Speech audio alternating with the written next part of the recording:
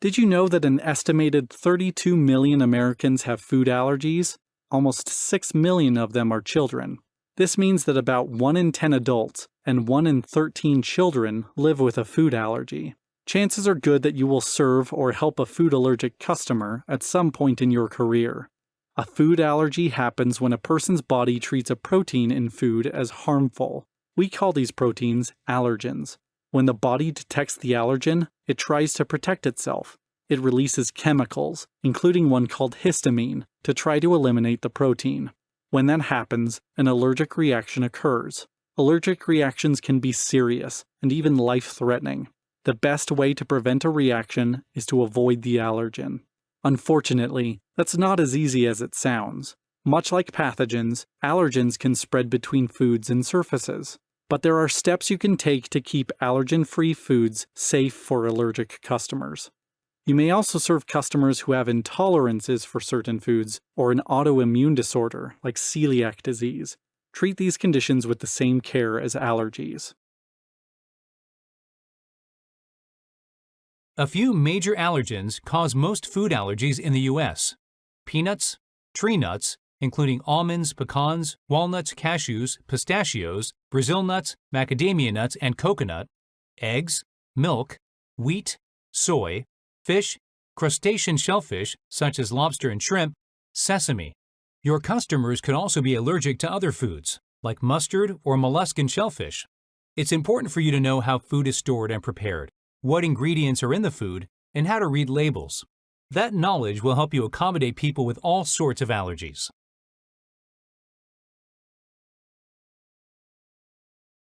Mild symptoms of an allergic reaction often include mild stomach discomfort or nausea, a few hives, itchy or running nose, itchy mouth. Some reactions are more severe and need immediate medical attention. Symptoms of severe allergic reactions, also known as anaphylaxis or anaphylactic shock, include difficulty breathing, shortness of breath or wheezing, swelling of lips, tongue, or throat, weak pulse or feeling dizzy, severe vomiting or diarrhea, widespread hives. If you notice a customer having a severe allergic reaction, notify your manager immediately. Call emergency services like 911 and follow their instructions. The best way to prevent an allergic reaction is to keep allergens away from other foods. This includes during storage, preparation, and service.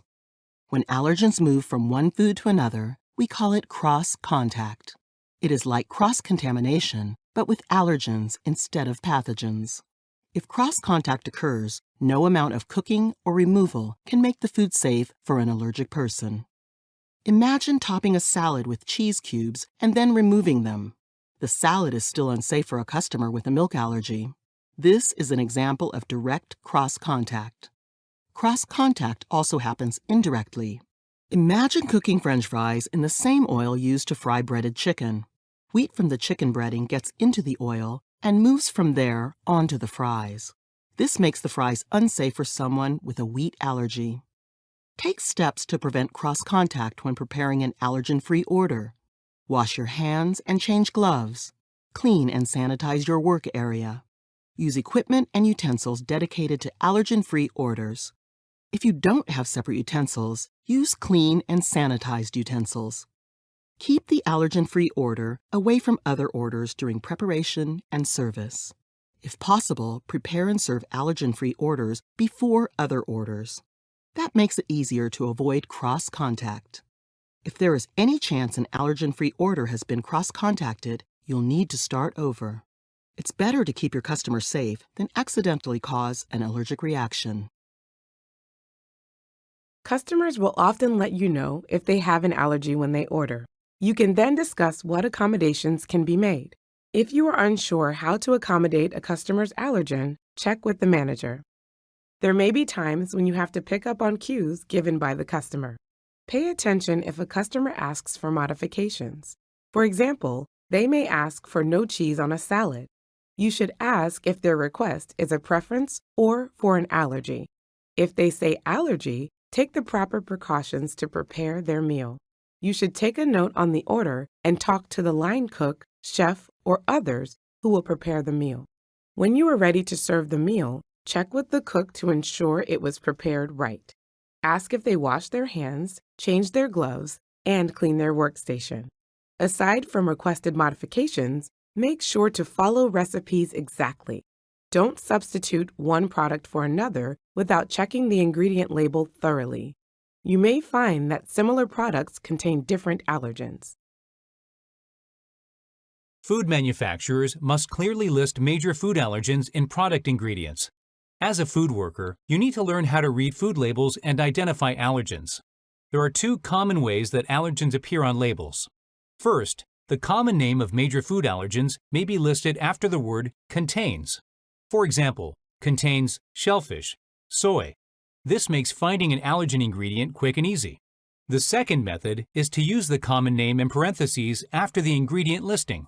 For example, a label might list flour as an ingredient.